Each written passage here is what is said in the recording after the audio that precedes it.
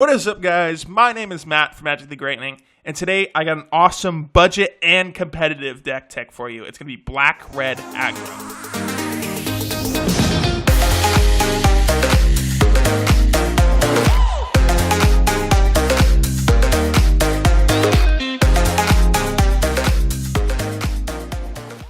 Now that I think about it, most of my decks can somewhat be competitive, but this is probably just as good as mono red. I don't know if it'll be as consistent. Obviously, playing a monocolored deck, your lands you don't really have to worry about, and playing two-color deck that we don't have like Foreboding Ruins for anymore kind of hurts. But yeah, I want to explain really quickly why I'm playing black in this deck. Black gives us options to recursive units, which red can't do outside of Earthshaker Khenra, which we're playing in this deck, by the way. But it also gives us options to really cool card draw spells, really cool anti-control mid-range cards, and just overall gives us quote-unquote unblockable things. We'll get into it. Before we get into it, though, go ahead, hit that like button. Helps out a lot. Subscribe if you are new. And no voting for this video. Next video will be Esper Approach Control. That deck is super competitive. Kind of expensive, but it's super competitive. I expect some form of approach of the Second Sun deck to be in the Pro Tour. But anyway, let's get into it now. Let's start with the creatures, because that's what an aggro deck wants to be playing as early as possible. We're going to start with the 1-drops here. We're playing 4 copies of Bomat Courier, 4 copies of Dreadwander, and 4 copies of Vicious Conquistador. Alright, if you watched my Black-White Pirates list, you might have noticed that I said Vicious Conquistador is a very good aggressive card, and that stays true. The 2 toughness is actually really relevant in this standard, not only to decks that are playing -1/-1 counters, but things like other mono-red decks that are playing like Bomat Courier and stuff like that. But the reason I'm playing Vicious Conquistador is because it says, whenever Vicious Conquistador attacks, each opponent loses a life. This is quote-unquote unblockable damage, and if you're trying to push in the final 2-3 points, this can help and get in a few points. Essentially, it can be a 2-2, and every turn you attack with it, its power, in theory, goes up, which I think is really awesome. Dreadwander, again, super awesome aggro card, comes back from the grave. Just, you guys know how good Dreadwander is. And then Bomat Courier is like our card draw. Also, 1 mana, 1/1 haste. Super strong. Let's move on. All right, let's talk about our 2-drops here. We're going to be playing 4 copies of Scrap Heap Scrounger and 4 copies of Earthshaker Khenra. Okay, so Scrap Heap Scrounger, again, one of the reasons we're playing black in the deck. Recursive. Basically exiles anything but Dreadwander and Earthshaker Khenras, and you're good to go with this card. Very hard for opponents to deal with if they're not playing Magma Spray or anything like that. Earthshaker Khenra obviously broke out during the last Pro Tour for Hour of Devastation.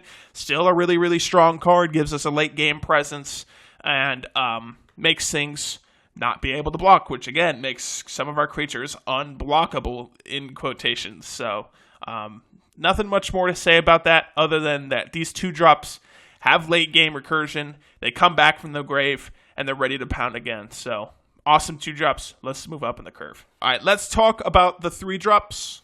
And these are the last creatures we're playing. We're playing 4 copies of On-Crop Crasher and 3 copies of Emit Eternal.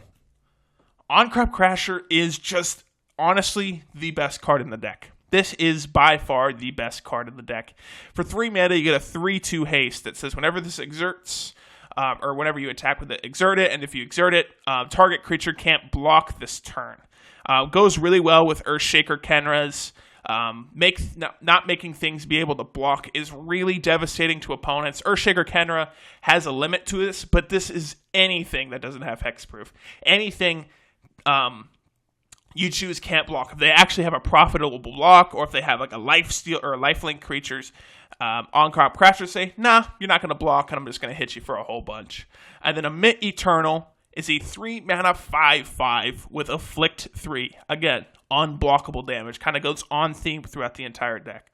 It says whenever opponent casts a spell, put a -1 counter on this, which is a bummer, yes. But this says whenever it deals combat damage to a player, remove all -1 counters from it.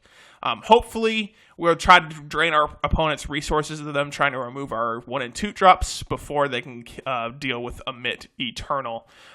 Again, if you're trying to push the last few points of damage, things like Vicious Conquistador and Emit Eternal, when they attack, they're gonna do damage if they're not removed for blocks. Like, they're just guaranteed to do damage, and that's something that really Black gives an edge in this deck, is on, quote-unquote, again, I know I keep saying it, but it's the theme through the deck, unblockable damage, and Emit Eternal gives that to us. Alright, no aggro deck is good without some removal and burn. So, let's talk about the non-creature spells here. We're playing 4 copies of Lightning Strike, 4 copies of Shock, and 4 copies of Sword Point Diplomacy. Yeah, we're not playing Hazoret in the deck, because we do have a lot of card draw options. It's the reason I played Black again. Bowmat Courier, I know that's played mono red and they still play Hazoret, but Sword Point Diplomacy is card draw. And the reason I like this card so much is it makes our opponent infuriating. I hate cards like this when you're on the back foot and someone's like, you could let me draw 3 cards, and you get to see what cards they are. But you could say, oh, don't draw that card, but then you lose 3 life for each card I don't draw. So, essentially, yeah, they can make you not draw anything. But if they don't make you draw like an on-crop Crasher, sweet, that's still 3 damage getting through with this card, and you still get to draw 2 other cards with it. Most of the times when you play this, your opponent will be down to 5, 6 life, and they just have no option but to let you draw a card. Just no option. They'll be like, yep. For 3 mana, you get to draw 3 cards with no downside, and that's what I really love about this card. It kind of lets your opponents know, like, okay, this is a game. Drawing 3 cards with a deck that runs a whole bunch of haste creatures and burn is pretty awesome. Again, a lot of our creatures outside of like Eternal have 3 power and less. So when your opponent, makes you not draw Lightning Strike, they're still losing 3 damage from it, like losing 3 life from it. But Lightning Strike was gonna deal 3 damage to them anyway, so it's like, great. You just let me not cast Lightning Strike, but still Lightning Strike your life. So I really, really like this card. I know some people might hate on it, but this card is super awesome. I know people don't like giving your opponents the choice of whether you do something or not, but Sword Point Diplomacy, card draw, and keep the pressure on. Super awesome card. And then Lightning Strike over Abrade because this hits players. Shock over Magma Spray because it hits players. No other reason not to be playing these cards. Best red burn right now that can also hit players in Standard. Let's talk about the lands. And now what this deck has an advantage in recursive threats and card draw for an aggro deck. Loses to Ramanap Red in lands. Because Ramanap Red obviously plays Ramanap Ruins and Scorched Desert, and we just can't afford that. We're playing 2 colors, so we have to just play colored land the entire time.